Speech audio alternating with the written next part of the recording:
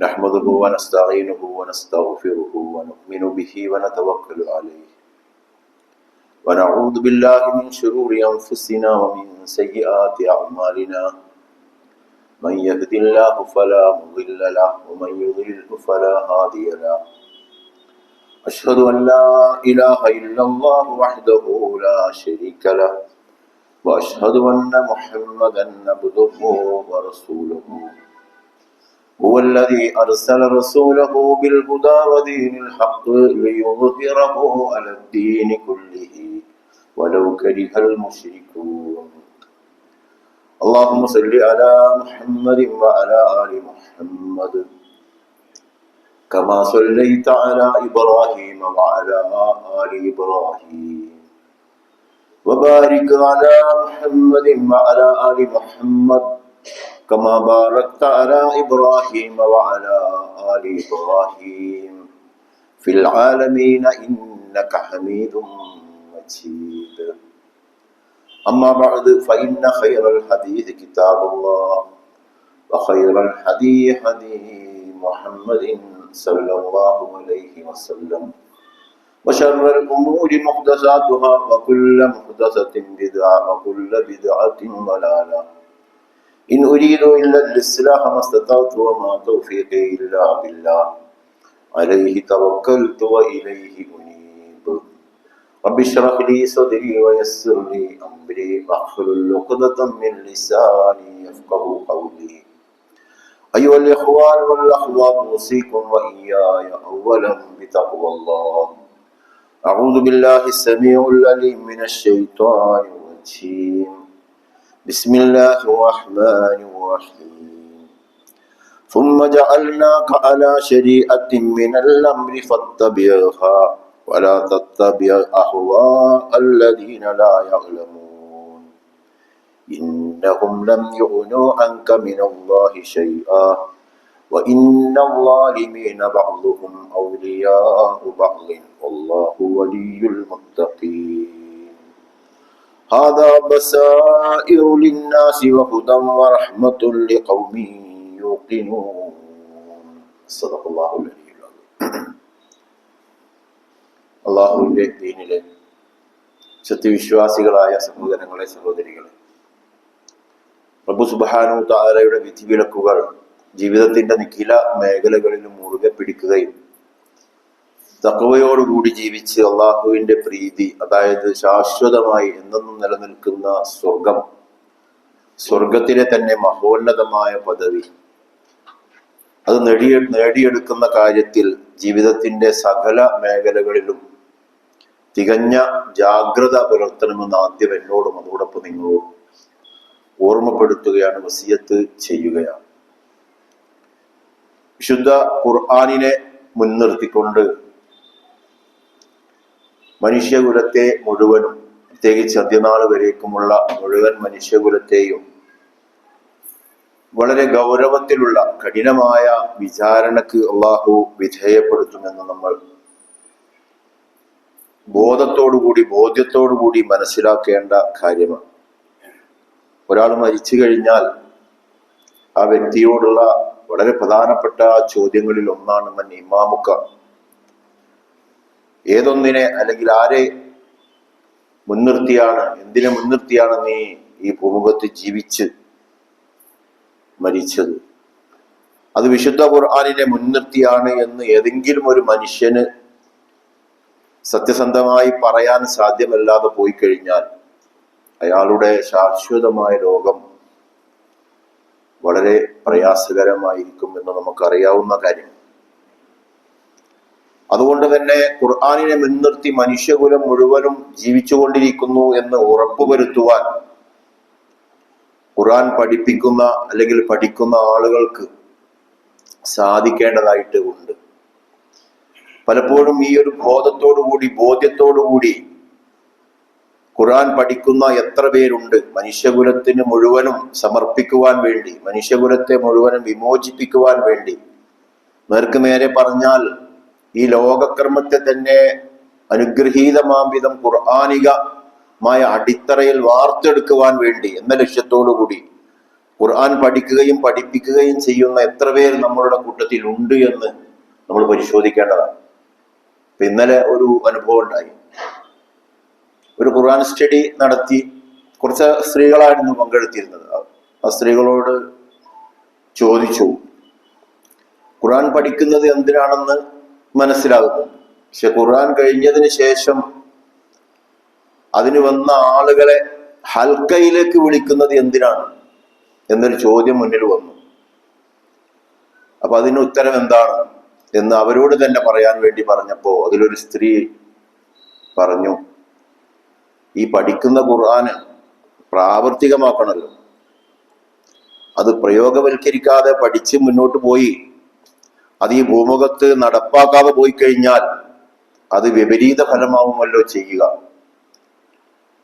അപ്പോ ഈ ഒരു ബോധം നൽകുന്ന ഖുർആൻ പഠനം അല്ലെങ്കിൽ ഖുർആൻ സ്റ്റഡി സെന്ററുകൾ എത്ര എണ്ണം ഉണ്ട് എന്ന് നമ്മൾ ആലോചിക്കേണ്ട കാര്യമാണ്. അല്ലാതെ ഈ ലോകത്ത് ഭൂമുഖത്ത് പ്രാവർത്തികമാക്കാനല്ലാതെ ഖുർആൻ പഠിച്ചാൽ അവരെ അല്ലാഹു സുബ്ഹാനഹു വ തആല ലിമ തഖൂലൂന മാ ലാ തഫ്അലൂൻ, പ്രവർത്തിക്കാതെ പറഞ്ഞ അല്ലെങ്കിൽ അത് പഠിക്കുക പഠിപ്പിക്കുകയൊക്കെ ചെയ്ത ആളുകളെ അള്ളാഹുവിന്റെ ഏറ്റവും വലിയ കോപത്തിനിരയാക്കുമെന്നും അത് ജനങ്ങളിൽ പ്രയോഗവൽക്കരിക്കാതിരിക്കുക വഴി ഏറ്റവും വലിയ അക്രമി അവനാണ് എന്നും ഒക്കെ വിശുദ്ധ ഖുർആൻ പറഞ്ഞിരിക്കെ അതിനെ കർമ്മരംഗത്ത് കൊണ്ടുവരാൻ ആ കൂട്ടത്തിൽ നല്ല ബോധത്തോടുകൂടി പ്രാർത്ഥനാ നിർഭരമായ മനസ്സോടു കൂടിയിട്ടായിരിക്കണം വിശുദ്ധ ഖുർആൻ പഠിക്കുകയും പഠിപ്പിക്കുകയും ചെയ്യേണ്ടത്. അല്ലാതെ തീരാത്ത ഒരു പഠനം ആയിരിക്കും അത്. ഖുർആൻ ഇങ്ങനെ പഠിച്ചാൽ വീണ്ടും വീണ്ടും വായിക്കുകയാണെങ്കിൽ പുതിയ പുതിയ വെളിച്ചങ്ങൾ അതിൽ നിന്ന് ഇങ്ങനെ എടുക്കുന്ന ആൾക്കും കേൾക്കുന്ന ആൾക്കും ഒക്കെ കിട്ടിക്കൊണ്ടിരിക്കുക. അള്ളാഹുവിന്റെ റസൂൽ അങ്ങനെ ഒരു ഖുർആൻ പഠനത്തിന് അനുവദിച്ചിട്ടില്ല. പ്രവാചകൻ ഖുർആൻ പഠിപ്പിക്കുമ്പോ അതോടുകൂടി തന്നെ അത് പ്രാവർത്തികമാക്കുന്ന ഒരു ഒത്തുചേരൽ, ഒരു സംഘടിത സംവിധാനം, ആ സംവിധാനം അത് പ്രാവർത്തികമാക്കുക വഴി ലക്ഷ്യബോധത്തോടുകൂടി ലോകക്രമത്തെ മുഴുവനും മാറ്റിയെടുത്തുകൊണ്ടാണ് ഖുർആൻ പഠിക്കുകയും പഠിപ്പിക്കുകയും ചെയ്തിരിക്കുന്നത്. പലപ്പോഴും ഉദ്ധരിക്കാറുള്ളത് പോലെ റോമും പേർഷ്യയും ഉൾപ്പെടെ മാറ്റങ്ങൾ വരുത്തിക്കൊണ്ട് അവിടെ മുഴുവനും ഇസ്ലാമിക ശറഅ് അതിന്റെ അടിത്തറയിൽ ഒരു ഭരണക്രമം ഉൾപ്പെടെ നേടിയെടുത്തുകൊണ്ടാണ് പ്രവാചകനും സഹാബികളും വിശുദ്ധ ഖുർആൻ പഠിക്കുകയും പഠിപ്പിക്കുകയും ചെയ്തിട്ടുള്ളത്. അങ്ങനെ ഒരു ബോധം, ഒരു ലോകക്രമം പണിയുക എന്ന ബോധത്തിന്റെ അടിസ്ഥാനത്തിൽ ഖുർആൻ പഠിക്കുക എത്ര പേര് അത്തരം ആളുകൾ നമ്മളുടെ കൂട്ടത്തിൽ എത്ര പേരുണ്ട് എന്ന് ഞാനും നിങ്ങളും ആലോചിക്കേണ്ടതാണ്. കാരണം ലോകക്രമത്തെ മൊത്തം ഇതിന്റെ അടിത്തറയിൽ വെച്ചുകൊണ്ട് അല്ലാഹു വിചാരണ ചെയ്യപ്പെടും. മാലിക് യൗമിദ്ദീൻ, പ്രതിഫലം നൽകുന്ന ദിവസത്തിൽ. മമാ അദ്റാക്കമായ യൗമിദ്ദീൻ സുമ്മമാ അദ്റാക്കമായ യൗമിദ്ദീൻ എന്നൊക്കെ പറഞ്ഞുകൊണ്ട് അല്ലാഹു ആ പ്രതിഫലം, വിചാരണയുടെ നാളിന്റെ ഗാംഭീര്യം അല്ലാഹു പറയുന്നുണ്ട്, അല്ലാഹു ഉണർത്തുന്നുണ്ട്. അപ്പോൾ അന്ന് വിചാരണ നേരിടുമ്പോ അത് ഖുർആനികമായി എല്ലാ കാര്യങ്ങളും പ്രവർത്തികമാക്കുന്നിടത്ത്, ഈ സമൂഹത്തിൽ അത് സ്ഥാപിച്ചെടുക്കുന്നിടത്ത്, അത് എല്ലാ ആഴ്ചയിലും എല്ലാ ദിവസവും ചെയ്തിരുന്നു പ്രവാചകൻ. ആഴ്ചയിൽ ഒരിക്കലെങ്കിലും അതൊക്കെ കൂടിയാലോചിച്ച് അതിന്റെ പ്രയോഗവൽക്കരണം പ്ലാൻ ചെയ്യുകയും അത് കർമ്മരംഗത്ത് പ്രയോഗവൽക്കരിക്കുകയും ചെയ്യുന്നിടത്ത് ഞാൻ ഉണ്ടായിരുന്നു. എന്റെ ഖുതുബകൾ അല്ലെങ്കിൽ ഞാൻ നടത്തിയ അല്ലെങ്കിൽ കേട്ട അല്ലെങ്കിൽ പഠിപ്പിച്ച ഖുർആൻ ആയത്തുകൾ അത് സത്യസന്ധമായി അതിനോട് പ്രതികരിച്ചിട്ടുണ്ട് ഞാൻ എന്ന് പറയുന്ന തരത്തിൽ ഖുർആൻ പഠനം നമ്മൾ സംഘടിപ്പിക്കേണ്ടതുണ്ട്. ഇതെന്തുകൊണ്ട് എന്ന് ചോദിച്ചു കഴിഞ്ഞാൽ ഇസ്ലാമിക ശരീഅത്ത് എന്ന് പറയുന്നത് മൊത്തം മനുഷ്യകുലത്തിനുള്ളതാണ്. സമുദായത്തെ ലക്ഷ്യം വെച്ചുകൊണ്ട് പോലും ഖുർആൻ പഠിച്ചാൽ അവൻ നമ്മിൽപ്പെട്ടവനല്ല എന്നാ പറയുന്നത്. സാമുദായികവാദി നമ്മിൽപ്പെട്ടവനല്ല. സാമുദായികവാദികളായിരുന്നു ജൂതന്മാരും ക്രിസ്ത്യാനികളും. അത് അല്ലാഹു തള്ളിക്കളയുകയും മനുഷ്യകുലത്തിന് മുഴുവനും വിശുദ്ധ ഖുർആൻ കുൻതും ഖൈറ ഉമ്മത്തിൻ ഉഖ്രിജത്ത് ലിന്നാസ്, ജനങ്ങൾക്ക് വേണ്ടി എഴുന്നേറ്റ് നിന്ന ഇത് പ്രാവർത്തികമാക്കി നടപ്പാക്കേണ്ട ഒരവസ്ഥ അത് വേണ്ടതുണ്ട്. അതിൽ നമ്മൾ പങ്കാളികളാണോ?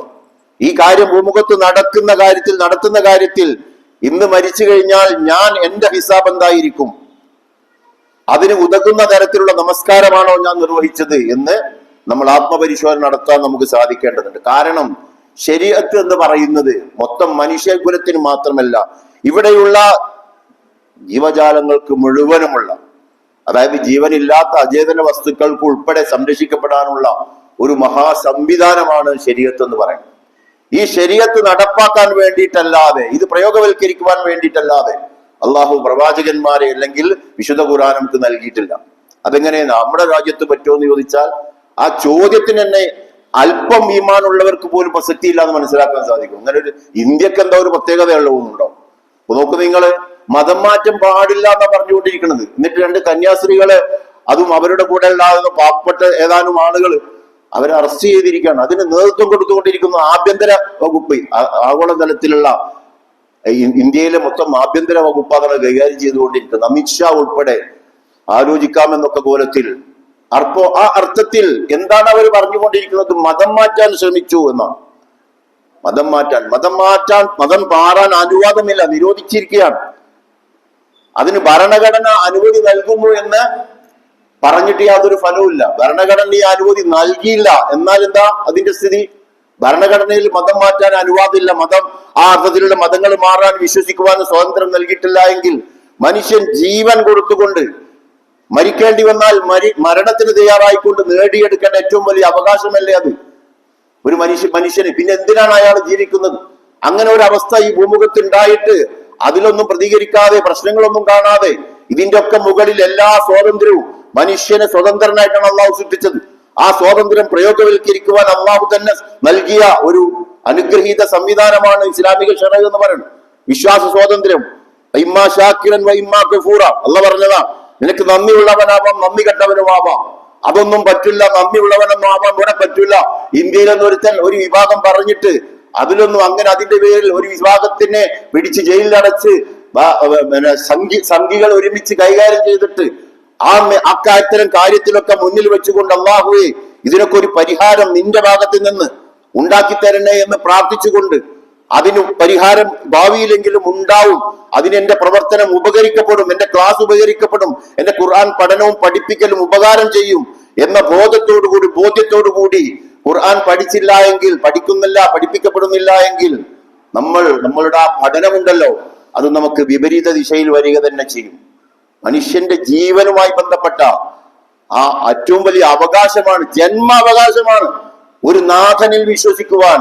അല്ലെങ്കിൽ ഒരു മതം ശരിയല്ല എന്ന് ബോധ്യപ്പെട്ടു, ഇതാണ് ശരിയെന്ന് ബോധ്യപ്പെട്ടപ്പോൾ ആ ബോധത്തിലേക്ക് വരാൻ, അതിലേക്ക് കടന്നു ചെല്ലാൻ സ്വാതന്ത്ര്യം നിഷേധിക്കപ്പെടുക എന്ന് പറഞ്ഞാൽ അതിനേക്കാളും വലിയ ഫാഷിസം ഇല്ല എന്ന് നമ്മൾ മനസ്സിലാക്കേണ്ടതുണ്ട്.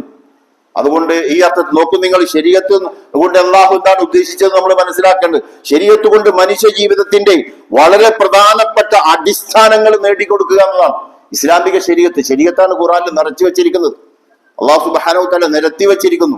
ജീവിതവുമായി ബന്ധപ്പെട്ട നിഖില മേഖലകളിലും അള്ളാഹുവിന്റെ ശറഅ്, അതാണ് വിശുദ്ധ ഖുർആൻ. അതിന്റെ വിശദീകരണമാണ് പ്രവാചകന്റെ ചര്യ എന്ന് പറയുന്നത്. അത് നടപ്പാക്കാനുള്ളതാണ്. ആ നടപ്പ് നോക്കും നിങ്ങൾ, അതിൽ ഏറ്റവും പ്രധാനപ്പെട്ട 6 ഘടകങ്ങൾ കാണാൻ കഴിയും ശരീഅത്തിന്റെ കാര്യത്തിൽ. ഒന്ന് എന്താണ്? ആത്മാവ് എന്ന് പറയുന്നത് വളരെ ആദരിക്കപ്പെട്ടത്. അള്ളാഹുവിൽ നിന്ന് ഊതിയതാ ഒരു മനുഷ്യന്റെ ആത്മാവ് എന്ന് പറയുന്നത്. അതിന് താഴോട്ട് പോവാതെ പിടിച്ചു നിൽക്കുവാനുള്ള ശേഷി നൽകണം. അതിന് അസ്ഫല സാഫിലിൽ എന്ന് അതിലേക്ക് പോവാൻ പാടില്ല മനുഷ്യൻ. അങ്ങനെ അവനെ പിടിച്ചു നിൽക്കണമെങ്കിൽ എന്ത് വേണം? അവന്റെ ആദർശം, അവനെ സൃഷ്ടിച്ച അതേ കോലത്തിൽ, ആ അർത്ഥത്തിൽ അവന്റെ നാഥനെ തിരിച്ചറിഞ്ഞ് അവിടെ നിൽക്കുവാനുള്ള ഒരു കഴിവ്, അതിനാണ് ദീൻ എന്ന് പറയുന്നത്. ഈ ദീന് എത്തിച്ചുകൊണ്ട് പ്രവാചകന്മാരെ അയച്ചത് അതിനെ നിലനിർത്തുവാൻ വേണ്ടിയിട്ടാണ്. അതേപോലെ തന്നെ ആ ആത്മാവിന് അള്ളാഹു കൊടുത്ത ഏറ്റവും പ്രധാനപ്പെട്ട അനുഗ്രഹമാണ് ശരീരം എന്ന് പറയുന്നത്. ശരീരം ഇല്ലാതെ ആത്മാവിന് പ്രസക്തിയില്ലല്ലോ. അപ്പൊ അതിന് പരീക്ഷണ ഉപാധിയായിക്കൊണ്ട് അള്ളാഹു നൽകിയ ശരീരം, അതായത് ജീവൻ ഉൾപ്പെടെ അതിനെന്ത് ചെയ്യണം? അതിനെ സംരക്ഷിക്കപ്പെടേണ്ടതുണ്ട്. അതിന്റെ ആരോഗ്യം ഉൾപ്പെടെ സംരക്ഷിക്കപ്പെടേണ്ടത് ഓരോ മനുഷ്യനും. ആത്മാവ്, അതിലേക്ക് അള്ളാഹു കൊടുത്ത ശരീരം, അത് മനുഷ്യകുലത്തിൻ്റെത് മുഴുവൻ സംരക്ഷിക്കുവാൻ വേണ്ടിയിട്ടാണ് അള്ളാഹു സുബ്ഹാനഹു വ തആല ശരീഅത്ത് നൽകിയിരിക്കുന്നത്. മാത്രമല്ല അതിൽ ഏറ്റവും പ്രധാനപ്പെട്ടത് മനുഷ്യനെ മനുഷ്യനാക്കി മാറ്റുന്നത് വിശേഷ ബുദ്ധിയാണ്. അഖൽ എന്ന് പറയുന്നത് ആ ബുദ്ധി മറയാതെ ഏറ്റവും ബാലൻസ്ഡ് ആയി നിൽക്കുന്ന ഒരവസ്ഥയിൽ മനുഷ്യകുലത്തിന്റെ മുഴുവനും വിശേഷ ബുദ്ധി സംരക്ഷിക്കപ്പെടേണ്ടതുണ്ട്. മാനസിക രോഗികൾ പെരുകിക്കൊണ്ടിരിക്കുകയാണ്. മദ്യവും വ്യഭിചാരവും ചൂതാട്ടവും അതേപോലെ കുടുംബ പ്രശ്നങ്ങളും കലഹങ്ങളും അടിയും ഇടിയും പേടിപ്പിക്കലും ഒക്കെ ആയിക്കൊണ്ട് അതുകൊണ്ട് ആ ബുദ്ധി മാറ്റിമറിക്കുന്ന അവസ്ഥയിൽ നിന്ന് മനുഷ്യനെ വിമോചിപ്പിച്ച് അവന്റെ ബുദ്ധി, വിശേഷ ബുദ്ധി, അത് സംരക്ഷിക്കപ്പെടേണ്ടതുണ്ട്. അതേപോലെ തന്നെ മനുഷ്യന് നൽകുന്ന, അതായത് ആത്മാവ്, അവന് നൽകപ്പെട്ട ശരീരം, അതിൽ ഏറ്റവും വിശേഷമായ വിശേഷ ബുദ്ധി, അതിനെ അള്ളാഹു നിലനിർത്തുവാൻ വേണ്ടി അള്ളാഹു നൽകിയ മറ്റൊരു അനുഗ്രഹമാണ്, മനുഷ്യന് നൽകിയ അനുഗ്രഹമാണ് സമ്പത്ത്, മാല് എന്ന് പറയുന്നു. ആ സമ്പത്ത് സംരക്ഷിക്കപ്പെടേണ്ടതുണ്ട്. അതുകൊണ്ടാണ് സ്വത്ത് സംരക്ഷിക്കുവാൻ വേണ്ടി ഒരാൾ മരിച്ചു കഴിഞ്ഞാൽ അത് രക്തസാക്ഷിയാണ്. മറ്റുള്ളവരുടെ സമ്പത്തും അങ്ങനെ തന്നെയാണ്, അത് നിർഭയത്വം. അതുകൊണ്ടാണ് ഹജ്ജത്തിൽ വിദായില് ഇതിന്റെയൊക്കെ ഗൗരവം പ്രവാചകൻ ഉണർത്തിക്കൊണ്ട്, ഞാൻ നിങ്ങൾക്ക് ഈ സന്ദേശം എത്തിച്ചു തന്നിട്ടില്ലേ എന്നൊക്കെ പ്രവാചകൻ ചോദിക്കുവാനുള്ള കാരണം. പിന്നെന്താണ്? അതിന് സുരക്ഷിതമായി നിലനിൽക്കുവാൻ സമ്പത്തിനോടൊപ്പം എന്തുകൂടി വേണ്ടതുണ്ട്?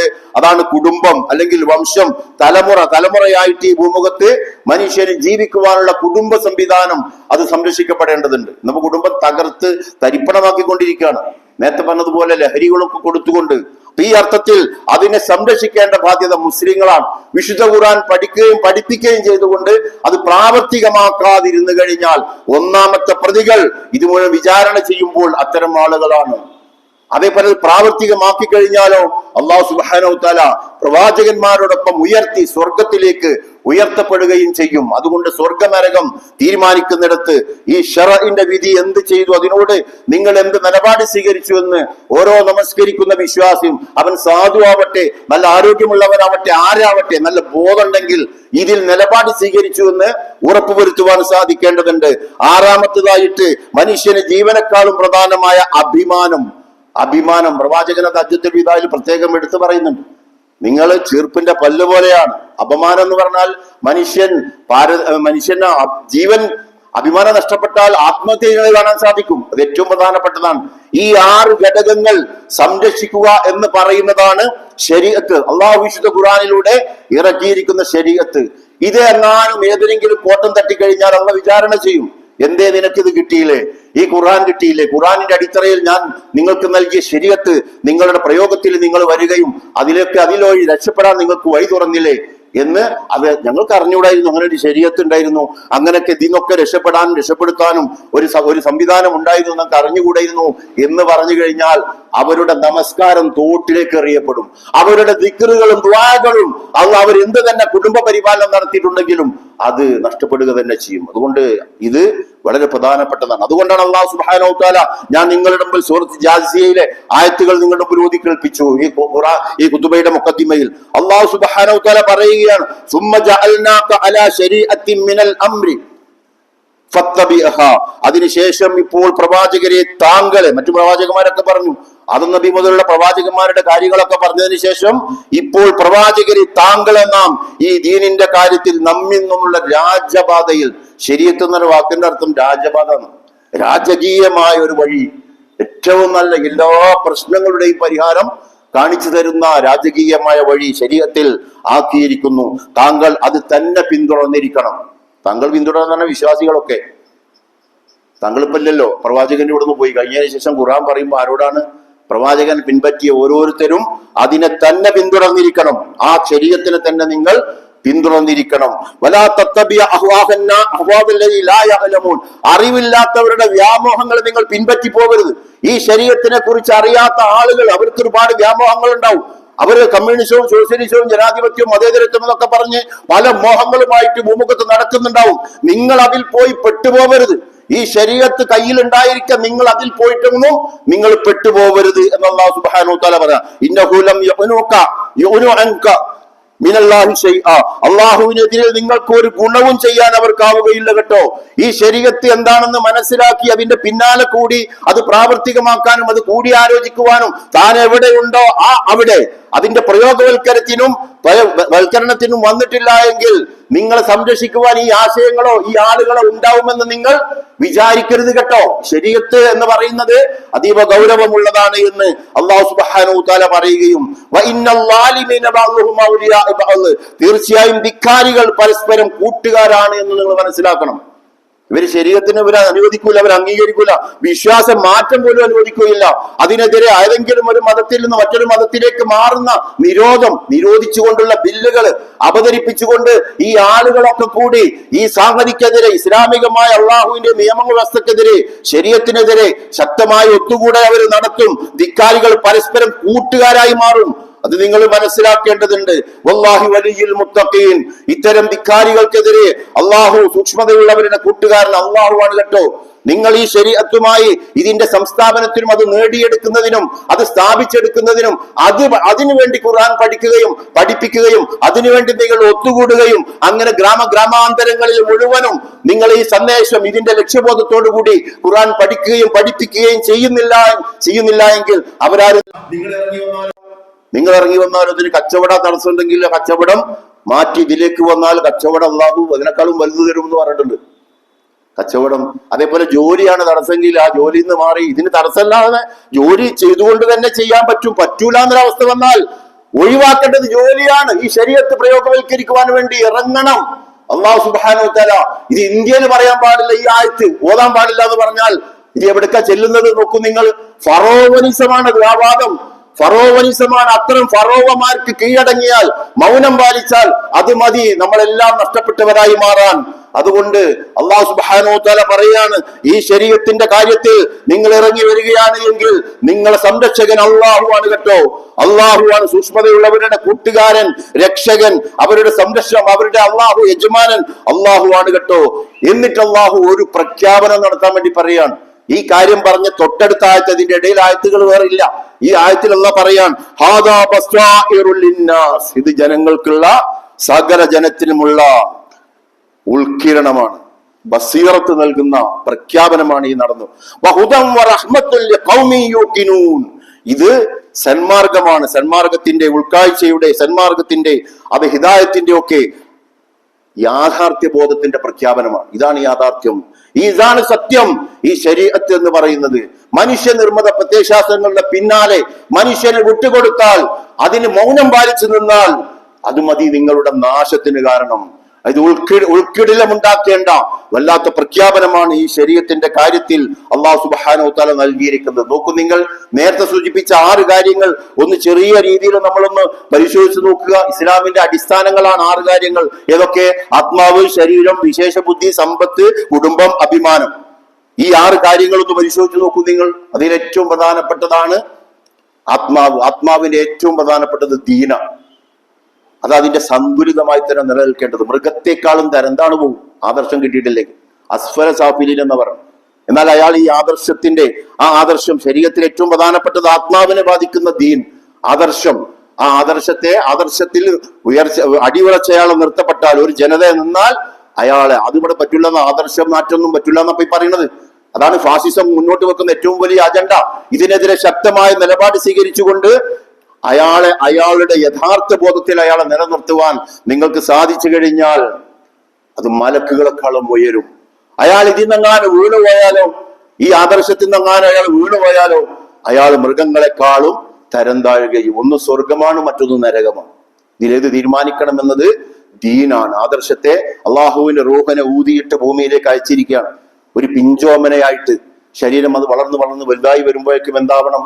അയാളെ ഈ ആദർശത്തിലേക്ക് കൊണ്ടുവരാനുള്ള എല്ലാവിധ ശ്രമങ്ങളും അതിന് ലക്ഷ്യബോധത്തോടൊരു ഖുർആൻ പഠിപ്പിക്കപ്പെടുകയും എന്നിട്ട് അയാളുടെ ആത്മാവിനെ അള്ളാഹുവിന്റെ ജീവന്റെ തന്നെ റൂഹിന്റെ ഭാഗമായ ഈ ആത്മാവിനെ സംരക്ഷിക്കുവാൻ ഇസ്ലാം ആവശ്യപ്പെടുന്നു. ഇത് ഓരോ മനുഷ്യരിലും പ്രാവർത്തികമാക്കേണ്ടതാണ്. അതിനുവേണ്ടി അല്ലാഹു സുബ്ഹാനഹു വ തആല എന്ത് ചെയ്തു? മറ്റൊന്നിന്റെ മുമ്പിലും അവന്റെ തല കുനിയരുത്, അതിനെ നമസ്കരിക്കണം.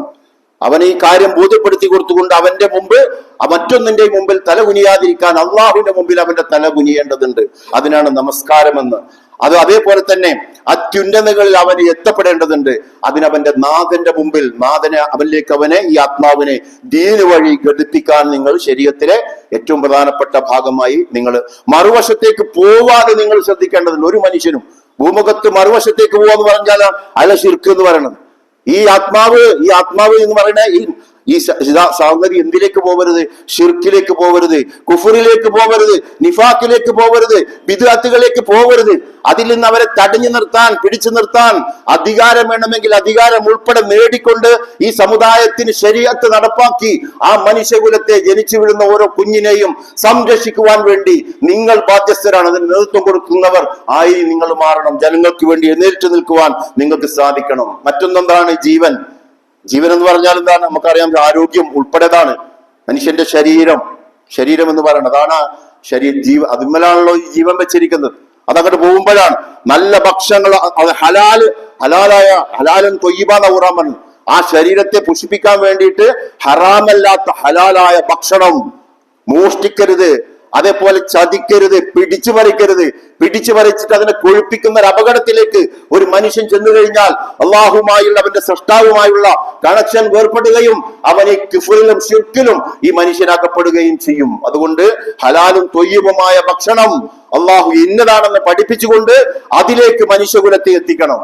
ഇത് നിസ്കരിച്ചാൽ മാത്രം കിട്ടൂല. ഇതൊക്കെ റസൂൽ സാഹിബ് യോഗം കൂടി അതിനുള്ള സംവിധാനമൊക്കെ ഒരുക്കി. മക്കയിൽ പറ്റില്ല എന്ന് പറഞ്ഞപ്പം മദീനയിൽ അധികാരം നേടിയെടുത്ത് ജൂതന്മാരെയും ക്രിസ്ത്യാനികൾ ഉൾപ്പെടെ മുമ്പിൽ വെച്ചുകൊണ്ട് അങ്ങനെ ഭരണാധികാരിയായിക്കൊണ്ട് റോമിലും ആ ജസീറത്തുൽ അറബ് മുഴുവനും എണ്ണമില്ലാത്ത രാജ്യങ്ങളാ, എത്രയോ ഇന്ത്യ കൂടിയ ആ രാജ്യങ്ങൾ മുഴുവനും ഈ ആധിപത്യവും മേധാവിത്വവും സ്ഥാപിച്ചെടുത്ത് ഈ ശരീഅത്തുമായി ജനങ്ങളിലേക്ക് ഇറങ്ങിച്ചെന്നത് നടപ്പാക്കി അവസാനം റോമും പേർഷ്യ ഉൾപ്പെടെയുള്ള രാജ്യങ്ങളിലേക്ക് സംവിധാനം ചെയ്ത പ്രവാചകനെ മാതൃകയാക്കാത്ത ഖുർആൻ പഠനം, അതിന് യാതൊരു പ്രസക്തിയുമില്ല നമ്മൾ മനസ്സിലാക്കേണ്ടതുണ്ട്. അതുകൊണ്ട് നല്ല ഭക്ഷണം അനുവദിച്ചു അള്ളാഹു, ശരിയല്ലാത്ത മോശമായതും വൃത്തികെട്ടതും നിരോധിച്ചു, പന്നി ഭക്ഷണം ഉൾപ്പെടെ, അതേപോലെ ഹറാമായത്.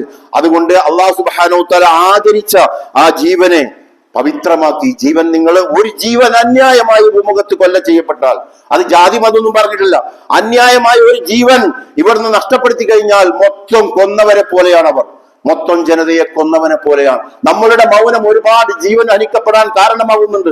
ആ ജീവന്റെ പവിത്രത ജനങ്ങളെ പഠിപ്പിക്കാതെ നമസ്കരിച്ച് മാത്രം പിരിയുന്ന പള്ളികളായി നമ്മൾ ഇനിയും മുന്നോട്ട് പോയി കഴിഞ്ഞാൽ ഈ ലോകത്തുള്ള ജീവൻ നഷ്ടപ്പെട്ടതിന്റെ മുഴുവനും കണക്കാരുടെ പേര് വരും.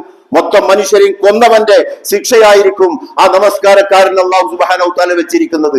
ശരീഅത്ത് എന്താണെന്ന് പറഞ്ഞ് അത് പഠിപ്പിച്ചു കൊടുക്കുവാനും അതിന് സംവിധാനം ഒരുക്കാതെ പോയി കഴിഞ്ഞാൽ, മാത്രമല്ല ഒരു ജീവനെങ്ങാനും രക്ഷപ്പെടുത്തിയാലോ മുഴുവൻ മനുഷ്യകുലത്തെയും രക്ഷപ്പെടുത്തിയതിന് സമമാണെന്ന് ഖുർആൻ ശരീഅത്തിന്റെ ഏറ്റവും ജീവനുമായി ബന്ധപ്പെട്ടുകൊണ്ട് അല്ലാഹു സുബ്ഹാനഹു തആല ഖുർആനിൽ പറഞ്ഞു. മാത്രമല്ല ശരീഅത്ത് അനുശാസിക്കുന്ന, സംരക്ഷിക്കാൻ ആവശ്യപ്പെടുന്ന ഏറ്റവും പ്രധാനപ്പെട്ട മറ്റൊരു സംഗതി ബുദ്ധിയാണ്, സ്വബോധം. അത് നിലനിർത്തേണ്ടതുണ്ട്. ബുദ്ധിയും ചിന്തയും ഉണർത്തുവാൻ വിജ്ഞാനം കൊടുക്കണം. അതാണ് ഇഖ്റാ ബിസ്മി റബ്ബിക്കല്ലദീ ഖലഖ്, അതുമായി അങ്ങോട്ട് ചെല്ലണം. ഓരോ സമൂഹത്തിലും, സ്കൂളിലേക്കും കോളേജിലേക്കും സ്ഥാപനങ്ങളിലേക്കും അതിന് നിങ്ങൾ ഇറങ്ങിയാൽ അള്ളാഹുവിന്റെ കൂടെ. അതാണ് റസൂൽ സഹാബികളും കാണിച്ചത്. നിങ്ങളൊരു സംഘം ചേർന്ന് പണിയെടുക്കുക. ആ കൂട്ടായ്മയിൽ അതിന് മടങ്ങുന്ന, നേരത്തെ പറഞ്ഞല്ലോ, അതിന് തടസ്സം ഉണ്ടാവുന്ന ഒന്നിലും നമ്മൾ ഉണ്ടാവരുത്. നിങ്ങൾ എവിടെ പോയാലും ഇതിലേക്കായിരിക്കണം ഈ ശരീഅത്ത് ഇവിടെ കൊണ്ടുവരാൻ വേണ്ടി. അതിനു വേണ്ടിയിട്ടാണ് ഞാൻ പണിയെടുക്കുന്നത്. അതിന്റെ മാർഗത്തിൽ ഞാനുണ്ട്. എന്റെ ലക്ഷ്യം അതാണ്. അത് എന്റെ പരിസരത്ത് നടക്കുന്നു എന്ന്, അതിനുള്ള ശ്രമം എന്റെ പരിസരത്ത് നടക്കുന്നു എന്ന് ഉറപ്പുവരുത്തുക എന്നത് എന്റെ ബാധ്യതയാണ്. അതുകൊണ്ട് ആ സ്വബോധം, ബുദ്ധിയും ചിന്തയും ഉണർത്തുന്ന പഠനം ജനങ്ങളിലേക്ക് ഖുർആനുമായി, വേദങ്ങളും പ്രവാചകന്മാരുടെ സന്ദേശവുമായി ജനങ്ങളിലേക്ക് ഇറങ്ങി മനുഷ്യരുടെ വിശേഷ ബുദ്ധി സംരക്ഷിക്കപ്പെടണം. മറുവശം തടഞ്ഞു ലഹരി. ബുദ്ധി മറിക്കുന്ന സാധനമാണ് അഖില് എന്ന് പറയുന്ന ഏറ്റവും പ്രധാനപ്പെട്ട മനുഷ്യന്റെ വിശേഷ ബുദ്ധി. ആ വിശേഷ ബുദ്ധി മറക്കുന്ന ലഹരികളെ അള്ളാഹു നിരോധിച്ചു. നമ്മൾ ഇവനെ ഖുർആനിൽ നിരോധിച്ചതുകൊണ്ട് ഇത് നടപ്പാവോ?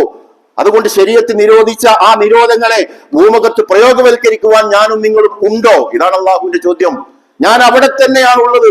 ഇത് വിചാരണ വരുമ്പോൾ ഞാൻ അതിൽ തന്നെ ഉണ്ടായിരുന്നു. എന്റെ രാവിലെ നോക്കൂ, എന്റെ ഉച്ച നോക്കൂ, എന്റെ വൈകുന്നേരം നോക്കൂ. ഞാൻ ജോലി ചെയ്യുമ്പോൾ എന്റെ സ്ഥിതി നോക്കൂ. ശരീഅത്ത് നടപ്പാക്കാനാ ഞാൻ പണിയെടുത്തത്. ഞാൻ അതിനു വേണ്ടിയാ ഖുർആൻ പഠിച്ചത്. ഞാൻ അതിനു വേണ്ടിയാ കുടുംബത്തെ പോറ്റിയത്. ഞാൻ അതിനു വേണ്ടിയാണ് മക്കളെ പോറ്റിയത്. പറയാൻ പറ്റുമോ?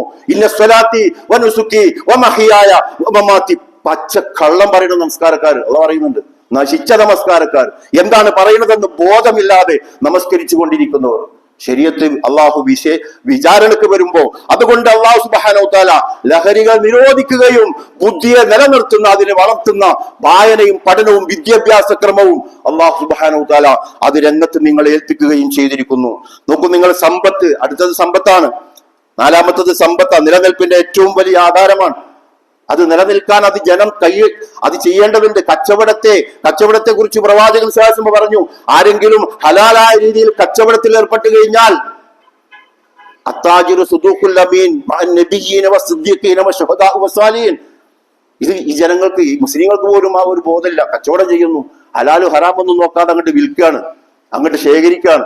അവിടെ മറ്റുള്ളവരെ അതിജയിക്കും മത്സരത്തിലാണുള്ളത്. അതല്ല, നിങ്ങൾ സത്യസന്ധമായി ദീനനുസരിച്ച് കച്ചവടം ചെയ്യുന്ന ഒരവസ്ഥയിലേക്ക് വന്നാൽ നിങ്ങൾ എത്തിപ്പെടാൻ പോകുന്നത് പ്രവാചകന്മാരോടൊപ്പമാണ് ഈ ലോകത്ത് തന്നെ. അതുകൊണ്ട് കച്ചവടത്തെ, മനുഷ്യന്റെ സമ്പത്തിന്റെ നിലനിൽപ്പിന്റെ ആധാരമായ കച്ചവടത്തെ, കൃഷി 3 കൊല്ലം തുടർച്ചയായി കൃഷി ചെയ്യപ്പെടുന്നില്ല എങ്കിൽ പിടിച്ചെടുക്കണം, എന്നിട്ട് കൃഷി ചെയ്യുന്നവർക്ക് അത് കൊടുക്കണം. ഇത് ശരീഅത്തിലൂടെ കടന്നതുകൊണ്ട് നടപ്പാവോ? ഇത് ആരാ നടപ്പാക്കേണ്ടത്? ഇത് എന്റെ നേരെ ഈ ചോദ്യം വന്നാൽ എന്റെ സ്ഥിതി എന്താണ്? ഞാനിപ്പോ അടുത്ത കൊല്ലം 80ഉം 90ഉം വയസ്സ് വരെ ജീവിക്കുന്ന വിശ്വാസം ഉണ്ടെങ്കിൽ ഈമാനില്ലാന്ന്, ഇന്നങ്ങോട്ട് മരിച്ചു കഴിഞ്ഞാൽ ശരീഅത്തിൽ എന്റെ വിചാരണ എന്തായിരിക്കും? ഇത് ആലോചിക്കാൻ കഴിയേണ്ടതുണ്ട്. സക്കറാത്തിന്റെ മൗത്ത് വരുന്ന സമയത്ത് അതൊക്കെ ആലോചിക്കും. കാരണം ഈ കച്ചവടം നടക്കൂലല്ലോ, ഇതുവരെ നടന്നിരുന്ന കച്ചവടമൊന്നും നടക്കൂല. ഞാൻ ഇതുവരെ കൊണ്ടു നടന്നിരുന്ന എന്റെ സ്റ്റാറ്റസും എന്റെ സ്ഥാനമാനങ്ങളൊന്നും പിന്നില്ല. ഇനി ശരീഅത്താണ് വിചാരണ ചെയ്യാൻ പോണത്. അന്ന് ആലോചിച്ചിട്ട് കാര്യം ഉണ്ടാവില്ല. ഇത് നടപ്പായോ ഇല്ല എന്നത് ഇന്ന് ബുദ്ധിപൂർവ്വം ആലോചിക്കണം. കച്ചവടത്തിലായതൊന്നും പറഞ്ഞാൽ അതും പറ്റില്ല, ഇതിനൊന്നാം സ്ഥാനം കൊടുക്കണം. അപ്പൊ അതാണ്, അതിലേക്ക് ഇറങ്ങിയാൽ കച്ചവടം അള്ളാഹു നഷ്ടപ്പെടുകയാണെങ്കിൽ അതിനേക്കാളും വലുത് വന്നിട്ടേ നഷ്ടപ്പെടും. അള്ളാഹു സഹായിക്കാമെന്ന് പറഞ്ഞിട്ടുണ്ട്. അതുകൊണ്ട് തൊഴിൽ പ്രാധാന്യമാണ്. അതുകൊണ്ട് ജോലി കരകയറുന്നതിന് മുമ്പേ കൂലി കൊടുക്കണമെന്ന് പഠിപ്പിച്ച് തൊഴിലിനെ പ്രവാചകൻ വിശുദ്ധ ഖുർആൻ ശരീഅത്ത് പ്രോത്സാഹിപ്പിക്കുന്നു. അവന്റെ കൂലി, അതേപോലെ നല്ല കൈകൾ പിടിച്ചിട്ട് പ്രവാചകൻ പറയുന്നുണ്ട്, അധ്വാനിക്കുന്ന കരങ്ങളെ ഉയർത്തിപ്പിടിച്ചുകൊണ്ട് ഇത് പ്രവാചകന്മാരുടെയും സിദ്ദീഖുകളുടെയും ശുഹദാക്കളുടെ ഒക്കെ കൂടെ എത്തുന്ന കരങ്ങളാണ് എന്ന് പറഞ്ഞ് പ്രവാചകൻ പ്രോത്സാഹിപ്പിച്ചിട്ടുണ്ട്. അതേപോലെ തന്നെ അതിന് കോട്ടം തട്ടുന്ന, സമ്പത്തിന്റെ നിലനിൽപ്പിന് കോട്ടം തട്ടുന്ന പലിശ അല്ലാഹു നിരോധിച്ചു. അതേപോലെ തന്നെ മോഷണം അല്ലാഹു നിരോധിച്ചു. അത് കൊള്ളയടിക്കുന്ന ചതി അല്ലാഹു നിരോധിച്ചു. ഇതൊക്കെ ഏട്ടിൽ കിടന്നതുകൊണ്ട് നടപ്പാവോ? ഇത് ഏട്ടിൽ കിടന്നു, ഏട്ടിലെ പശു തുല്ലൊന്നുമല്ലല്ലോ. ഇതാരാ പ്രയോഗവൽക്കരിക്കേണ്ടത്? ഏതോ ഫാസിസം പറഞ്ഞ് ഇതൊന്നും ഇപ്പൊ ഇന്ത്യയിൽ പറ്റില്ലട്ടോ, നമുക്ക് നല്ലത് കമ്മ്യൂണിസ്റ്റ് ആണ്, നമുക്ക് നല്ലത് സോഷ്യലിസ്റ്റ് ആണെന്ന് പറഞ്ഞു പോയാൽ അത് ഇവിടെ നിന്ന് എന്തെങ്കിലുമൊക്കെ കിട്ടിയെങ്കിലായി. പക്ഷെ ആ കിട്ടൽ പരലോകത്ത് ഉപകാരപ്പെടില്ല. നേരെ മറിച്ച് ഇതിനു വേണ്ടി പണിയെടുത്താൽ, ഇത് ലക്ഷ്യം വെച്ച് കഴിഞ്ഞാൽ ഇവിടെ വിജയിച്ചിട്ടില്ലെങ്കിലും പരലോകം ഉറപ്പാണ്. മാത്രമല്ല നമ്മുടെ കാലശേഷമെങ്കിലും ഇത് വിജയിക്കും. ഒന്നുമില്ലെങ്കിൽ ഈസാ നബി അലൈഹിസ്സലാം വന്നിട്ടെങ്കിൽ ഇവിടെ ഫത്വാക്കും. അപ്പൊ അതിന്റെ പ്രതിഫലം നമുക്ക് കിട്ടും. നമ്മൾ പണിയെടുത്തതിന്റെ കൂലി അന്നെങ്കിലും അല്ലാഹു സുബ്ഹാനഹു വ തആല തരും. അതുകൊണ്ട് സഹോദരങ്ങളെ, സഹോദരികളെ, ഒന്നിച്ച് കൂട്ടായി ഇറങ്ങുവിൻ. ഈ അർത്ഥത്തിലുള്ള ഖുർആൻ പഠനം സംഘടിപ്പിക്കുവിൻ. അതിന്റെ സംവിധാനങ്ങൾ ഒരുക്കുവിൻ, സമ്മേളനങ്ങൾ സംഘടിപ്പിക്കുവിൻ. എന്നിട്ട് ഈ അർത്ഥത്തിലുള്ള ഏതോ അവിടെ നടക്കുന്നുണ്ട്, യൂട്യൂബിലുണ്ട്, കുറെ ഖുർആൻ ക്ലാസ് അവിടുന്ന് കേട്ടാൽ മതിയോ എന്ന് വെക്കുന്നതിന് പകരം ഈ ക്ലാസ് പ്രത്യേകം ടാർഗറ്റ് ചെയ്ത് പണിയെടുക്കണം. ആ ക്ലാസ് പ്രത്യേകം സംഘടിപ്പിക്കണം. അതിന് നമുക്ക് സാധിക്കേണ്ടതുണ്ട്. അതുപോലെ തന്നെ നമുക്ക് കാണാൻ സാധിക്കും, കുടുംബം, വംശം, തലമുറ നിലനിർത്താൻ വേണ്ടി വിവാഹ ജീവിതം അത് നഷ്ടപ്പെട്ടുകൊണ്ടിരിക്കുകയാണ്. ലിബറലിസ്റ്റും അതുപോലെ ഫാസിസ്റ്റുകളും അതേപോലെ കമ്മ്യൂണിസ്റ്റുകളൊക്കെ കൂടിയിട്ട് തകർത്തുകൊണ്ടിരിക്കുകയാണ് കുടുംബ സംവിധാനം. സന്താനോൽപാദനത്തെ അത് വ്യതിചലിച്ച് വിട്ടുകൊണ്ടിരിക്കുകയാണ്. അല്ലാഹു സുബ്ഹാനഹു വ തആല 4ൽ 3 എന്ന് പറഞ്ഞുകൊണ്ട് വിവാഹത്തെ പ്രോത്സാഹിപ്പിച്ചു. വ്യഭിചാരത്തെ നിരോധിച്ചു. അല്ലാഹു വ്യഭിചരിക്കുന്ന അവൻ എറിഞ്ഞു കൊല്ലേണ്ട അവസ്ഥയിലേക്ക് വരെയാണ് എന്ന് ശരീഅത്ത് അത് നിയമം വെച്ചുകൊണ്ട്, കുടുംബ ബന്ധം മുറിക്കുന്നവൻ നമ്മിൽപ്പെട്ടവനല്ല എന്ന് പഠിപ്പിച്ചുകൊണ്ട് ആ കുടുംബ സംവിധാനം എല്ലാത്തിനെയും സംരക്ഷിച്ചു നിർത്തുന്ന, അതാണ് ശരീഅത്ത് എന്ന് പറയുന്നത്. അതേപോലെ അഭിമാനം, ആത്മഹത്യ, മനുഷ്യനെ ആദരിക്കാൻ അല്ലാഹു കൽപ്പിച്ചു. വലക്കത് കറംനാ ബനി ആദം, ആദം സന്തതി ഏത് ജാതിയിൽപ്പെട്ടവനാണെങ്കിലും ഏത് വർഗത്തിൽപ്പെട്ടവനാണെന്നും ഞാൻ ആദരിച്ചിട്ടുണ്ട് കേട്ടോ. അവിടെ ജാതിയോ വർഗീയതോ ചീർപ്പിന്റെ പല്ല് പോലെ സമന്മാരാണെന്ന് ഇസ്ലാമിക ശരീഅത്ത് ഉദ്ഘോഷിച്ചുകൊണ്ട് ആ കെട്ടിപ്പിടിക്കുവാനും ചേർത്ത് പിടിക്കുവാനും ആഹ്വാനം ചെയ്തു. അതുകൊണ്ട് ഉയർന്ന പെരുമാറ്റ മര്യാദകൾ ഇസ്ലാം പഠിപ്പിച്ചു. അസൂയയിൽ നിന്നും, പരദൂഷണത്തിൽ നിന്നും, ദുരാരോപണങ്ങളിൽ നിന്നും, വിപത്തിൽ നിന്നും അല്ലാഹു തടഞ്ഞു. കുടുംബ ബന്ധത്തിനും അതേപോലെ അഭിമാനത്തിനും കോട്ടം തട്ടുന്ന എല്ലാ അർത്ഥത്തിലും അല്ലാഹു സംരക്ഷിച്ചിട്ട് ഇതൊക്കെ നമുക്ക് ഇങ്ങനെ ഓതി ഇങ്ങനെ തൊട്ടുമുത്തി ഇരുന്ന് നിസ്കരിച്ച് അങ്ങനെ വീട്ടിൽ പോയി ഭക്ഷണം കഴിച്ചുകൂടാനുള്ളതല്ല. അങ്ങനെ ആരെങ്കിലും വ്യാമോഹിച്ചിട്ടുണ്ടെങ്കിൽ അബുൽ മധു സാഹിബിൽ പോലുള്ള അത് പൊട്ടിച്ചെറി നിങ്ങൾ ആ കഴുത്തിൽ നിന്ന്. അങ്ങനെ ഒരു കൗമിയത്വം, ഒരു നിസ്കാരം കൊണ്ട് നടക്കുന്നത് പൊട്ടിച്ചെറിഞ്ഞിട്ട് ഈ സമൂഹത്തിന്റെ വിമോചനത്തിലേക്ക് നിങ്ങൾ ഒന്നിച്ചു വരുവിൻ. ഫാസിസത്തെ പിടിച്ചു കെട്ടുവിൻ. ആ മദർമാർക്ക് വേണ്ടി ശബ്ദിക്കുവിൻ. അവർ കൊണ്ടുവന്ന അത് ഇന്ത്യയിൽ അത് നടക്കാൻ പറ്റില്ലെന്നാ പറയുന്നത്. അങ്ങനെ മതജാതി മാറ്റത്തിനോ അല്ലെങ്കിൽ ജാതീയതയിൽ നിന്ന് ജനങ്ങളെ വിമോചിപ്പിക്കുന്നോ ആശയവുമായിട്ട് ആരെങ്കിലും നടന്നു കഴിഞ്ഞാൽ തിട്ടൂര പറക്കുന്നു. ആ തിട്ടൂരം നോക്കി നിന്നാൽ, മൗനം പാലിച്ചാൽ അത് ഈ ശരീഅത്ത് അത് കൊണ്ടുവരാൻ ഇല്ലാതെ പോയതിന്റെ കൂട്ടാളിത്തമായിരിക്കും നമ്മളുടെ പേരിൽ പെടുക. അതുകൊണ്ട് സഹോദരങ്ങളെ, സഹോദരികളെ, പുതിയ ഖുർആൻ പഠനത്തിലേക്ക് ഈ സമൂഹത്തെ കൊണ്ടുവരേണ്ടതുണ്ട്. രാഷ്ട്രീയവും സാമൂഹികവും സാമ്പത്തികവും എല്ലാം ചേർന്ന ഒരു പ്രവാചകനെ, ഭരണാധികാരി കൂടിയായിരുന്നു പ്രവാചകൻ എന്ന് പഠിപ്പിക്കപ്പെടേണ്ടതുണ്ട്. അതുകൊണ്ട് ആ അർത്ഥത്തിലുള്ള ഖുർആൻ പഠനത്തെ എല്ലാ അർത്ഥത്തിലും നെഞ്ചേറ്റു വാങ്ങിക്കൊണ്ട് മുന്നോട്ട് പോവാൻ റബ്ബ് സുബ്ഹാനഹു വ തആല എല്ലാ അർത്ഥത്തിലും നമ്മളെ അനുഗ്രഹിക്കുമാറാവട്ടെ. അഖൂലു ഖൗലി അസ്തഗ്ഫിറുല്ലാഹ ലി വലക്കും.